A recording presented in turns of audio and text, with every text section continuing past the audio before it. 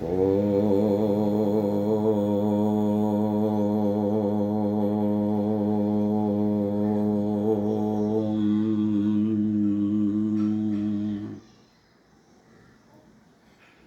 सर्वांना सादर नमस्ते जी.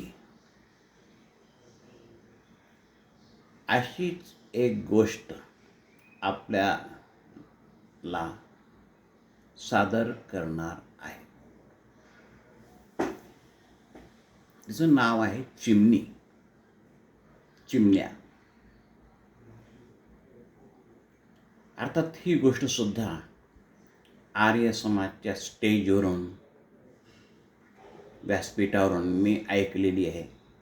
म्हणजे ऐकली तितकी लक्षात राहिली असेल किंवा नसेल, पण त्याचा मतितार्थ तर आपल्याला कळेल या दृष्टीनं आपल्यासमोर पुन्हा सांगत आहे. एक किर्र दाट जंगल, निर्जन जंगल होतं किंवा वन होतं. त्या वनातून एक पंडितजी काही कामानिमित्त फिरत होते, जात होते.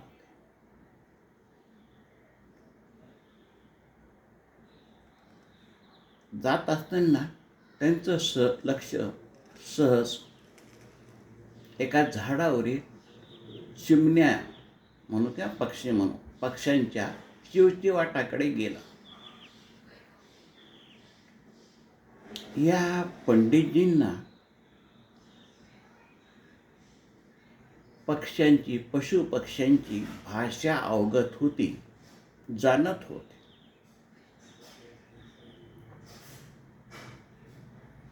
एक सभा चालली होती त्या झाडावर. त्यांचं म्हणणं असं होतं की काय करावं म्हणे, आपल्या या जंगलामध्ये भरपूर खायला आहे, प्यायला आहे, बागडायला आहे, निवारा आहे, पण आपली संख्या दिवसेंदिवस कमी होत आहे. आपली आबादी काही वाढत नाही. यावर उपाय काय करावा यावर त्यांचा विचार विनिमय चालू. हे पंडितजी ऐकत होते.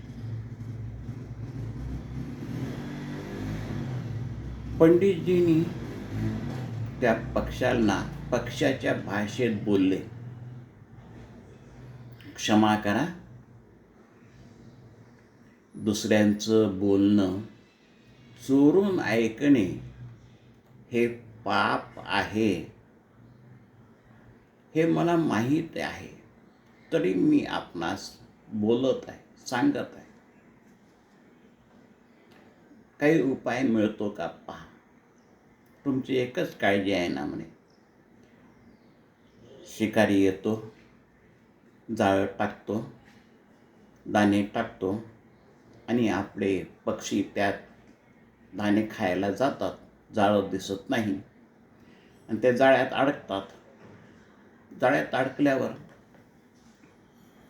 दूर बसलेला शिकारी येतो, पक्षी पकडतो, पिंजऱ्यात घालतो, शहरात बाजारला घेऊन जातो, लोकांना विकतो आणि पुढे काय होतं ते सगळ्यांना माहितीच आहे. या समस्येवर एक माझ्याजवळ मंत्र आहे. ते पक्षी म्हणाले, काही हरकत नाही महाराज, सांगा आम्हाला मंत्र. तुम्ही हा मंत्र सगळ्या पक्ष्याकडून पाठ करून घ्या. करून घेतो सगळ्या पक्षी. तो मंत्र असा आहे म्हणे,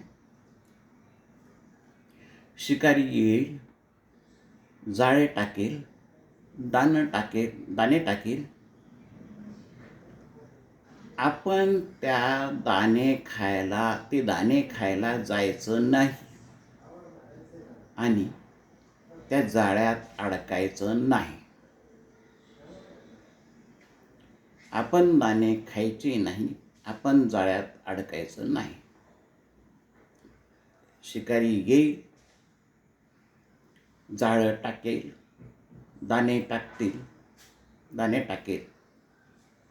आपण दाणे खायला जायचं नाही, त्या जाळ्यात अडकायचं नाही. ते शिकारी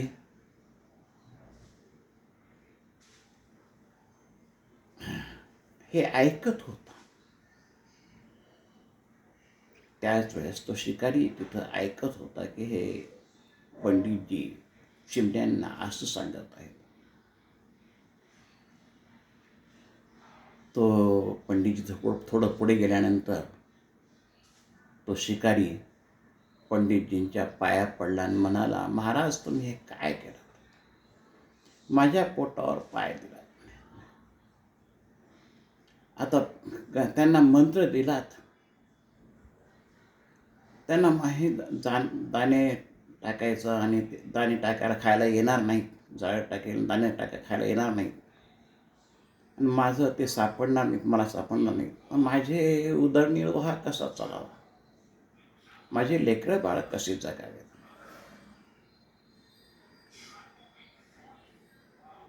पंडितजी त्याला म्हणाले, अरे मी त्या पक्ष्यांना मंत्र दिला ते दिला, तुला थोडं सांगितलं म्हणे की तू जाऊ नकोस, तिथे जाळं टाकू नकोस, पक्षी पकडू नकोस, असं तुला थोडं सांगितलं का? नाही. मग जा म्हणे, तुझं तू जा, तूच तो झाड अंथर दाणे टाक आणि पुढे काय होते ते बघ.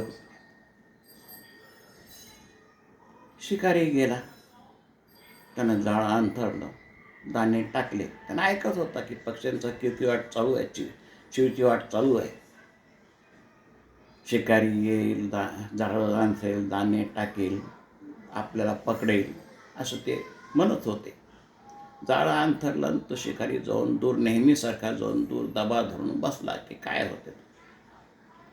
असं ते पक्षी गात होते आणि गात असतानाच एक एक खाली येत होतं, दाणे खात होता आणि त्या जाळ्यामध्ये अडकत होतं. कारण त्याचा कर्म स्वभावच आहे. ऐकलं ते ऐकलं, पण त्याप्रमाणे वागावं कसं, त्यांच्या वागण्यावर स्वतःच्या नियंत्रण नव्हतं. आणि कर्म स्वभावानुसार गोष्ट संपलेली आहे. पण बरंच काही सांगून जाते. पंडितजी म्हणाले, परमेश्वरानं आपल्याला वेदाच्या रूपानं ज्ञान दिलेलं आहे. परमेश्वराचं काम झालेलं आहे की तो आपला ज्ञान दिलेलं आहे की कसं वागावं, कसं नाही, काय.